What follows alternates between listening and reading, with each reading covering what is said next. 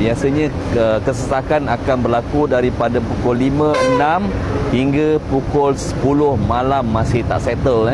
Ini daripada Permah Jaya nak masuk ke Kota Puteri Megaria. Inilah sempang, inilah traffic light ni lah yang buat kesesakan yang teruk. Jadi punca dia yang lepas saya minta supaya jalan di sebelah sana tu dilebarkan untuk kereta-kereta masuk ke Kota Puteri Megaria. Tetapi yang komen mengatakan bahawa itu bukan masalahnya, tetapi adalah traffic light ni.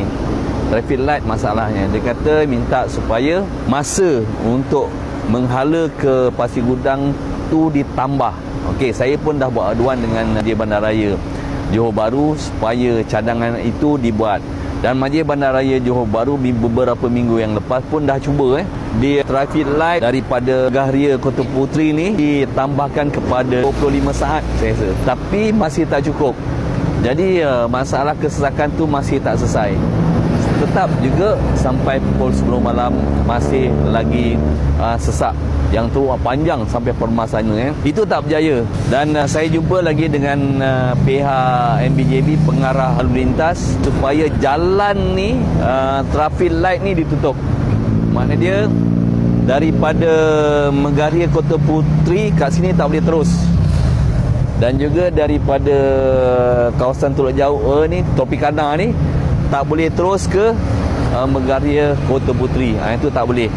Saya cuba yang tutup yang tu. Dan kat situ dia kata kalau tutup di situ ada lebih kurang 22 second, 22 saat lagi. Jadi 22 saat tu kalau ditutup, kita boleh tambah di traffic light yang menghala ke Pasir Gudang.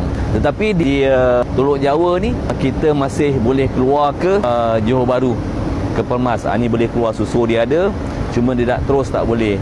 Dan juga untuk mereka daripada Teluk Jawa nak ke Kota Puteri Megaria ni, dia akan lalu ke Teluk Jawa. Teluk Jawa dia akan keluar daripada situ, ada satu kat sini dia baru boleh masuk ke daripada Teluk Jawa tu. Dia akan lalu ke traffic light ni, kat situ dia boleh masuk ke Kota Puteri Megaria pakai traffic light tu. Dan juga daripada Permas nak pergi Teluk Jawa, dia boleh masuk ke sini, masuk ke Sepang sini, terus masuk pergi Teluk Jawa. Terus dia tak boleh. Itu yang saya cuba cadangkan.